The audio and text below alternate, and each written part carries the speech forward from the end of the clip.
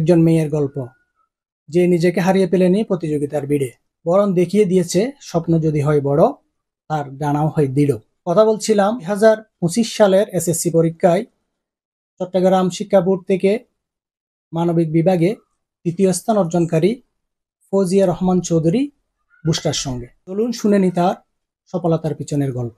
আলহামদুলিল্লাহ, আমার অনেক ভালো লাগতেছে। এর পিছনে আমার পরিবার, আমার আব্বু আম্মু, বিশেষ করে আমার আব্বু আম্মু আর আমার বড় বোন, আমার সকল শিক্ষক শিক্ষিকা আমাকে অনেক উৎসাহ দিয়েছেন, অনেক প্রেরণা জুগিয়েছেন। আমার শিক্ষক মন্ডলী সবসময় আমাকে বলতেন যে তুমি আর একটু চেষ্টা করো, তুমি পারবে। এই সবসময় সাফল্যের পিছনে তুমি লেখাপড়া মানে রুটিন কিভাবে মেনটেন করতে? রুটিন কিভাবে বলতে, আমি টানা টানা পড়তাম না একদম। সন্ধ্যার পর থেকে শুরু করলে 10টা পর্যন্ত, এরপর কিছুক্ষণ ব্রেক নিয়ে আবার রাতে 12টা পর্যন্ত, বেশি রাত জেগে ফলাফল পেতে গেলে অবশ্যই পরিশ্রম করতে হবে, সবসময় কঠোর পরিশ্রম করতে হবে। আর যতটুকু সম্ভব মোবাইল ফোন থেকে একটু দূরে থাকতে হবে। ফেসবুক সোশ্যাল মিডিয়া একটু সময় কম দিতে হবে। আর প্রতিটা বাবা মা যাতে তাদের সন্তানদেরকে সবসময় উৎসাহ দেয়, পরীক্ষায় ফল খারাপ হলে যাতে না ধমকিয়ে, যাতে তাদেরকে উৎসাহ দেয়, ভালো মতো তাদেরকে বুঝায় পরীক্ষায় ভালো, তাহলে মনে হয় আমার আগামী পরীক্ষাতে দিনের ভালো। মানে ভবিষ্যৎ পরিকল্পনা কি? ভবিষ্যৎ তুমি কি হতে চাও? আমার ভবিষ্যৎ পরিকল্পনা হলো আমি ভবিষ্যতে আইন বিষয়ে পড়াশোনা করে একজন বিচারক হতে চাই। আমার ছোটবেলা থেকে অনেক ইচ্ছা বিচারক হওয়ার, তো আমি ভবিষ্যতে একজন বিচারক হতে চাই। লেখাপড়া করছে, এটা সেনাবাহিনী মানে নিয়ন্ত্রিত পরিচালিত একটা স্কুল। এই স্কুলের লেখাপড়ার পরিবেশটা কেমন ছিল?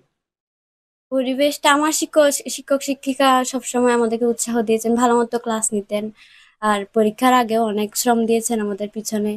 আজকে যে আমি ভালো রেজাল্ট করতে পেরেছি, আমার অনেক ভালো লাগছে। আমি সকলের প্রতি, আমার বাবা মা, আমার পরিবার, সকল শিক্ষক শিক্ষিকা, বিদ্যালয় পরিচালনা পরিষদ সহ সংশ্লিষ্ট সকলের প্রতি কৃতজ্ঞতা জ্ঞাপন করছি। আর আপনারা আমার জন্য দোয়া করবেন, আমি যাতে আমার জীবনের প্রতিটি ধাপে যাতে এভাবে সফলতা অর্জন করতে। ছোটবেলায় স্বপ্ন দেখতাম, মানে আমার বড় বোন যখন এসএসসি তে প্লাস পেয়েছিল, আমারও তখন আমিও ভেবেছিলাম যে আমি প্লাস পাবো। সবসময় ইচ্ছা ছিল এটা, এখন আল্লাহ আমাকে দিয়েছেন এটা, এটার জন্য আল্লাহর দরবারে লাখ কোটি শুকরিয়া। আব্বু আম্মুকে তো ধন্যবাদ দিয়ে কখনোই শেষ করা যাবে না। সবসময় আমার পাশে থেকেছে, সবসময় আমাকে উৎসাহ দিয়েছে। আমার আব্বু আম্মু, আমি যদি পরীক্ষায় কখনো খারাপ করতাম, কখনো আমাকে বলে নাই যে তুমি খারাপ করেছো কেন।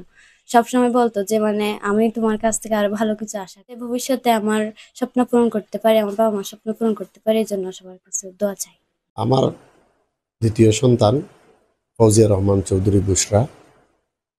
আমি আশা করেছিলাম, আমার মনে ছিল ও ভালো ফলাফল করবে, কিন্তু চট্টগ্রাম শিক্ষা বোর্ডে মানবিক বিভাগে সমগ্র সম্মিলিত মেধা তালিকায়ও তৃতীয় স্থান অধিকার করেছে। এটা আমার জন্য বোনাস।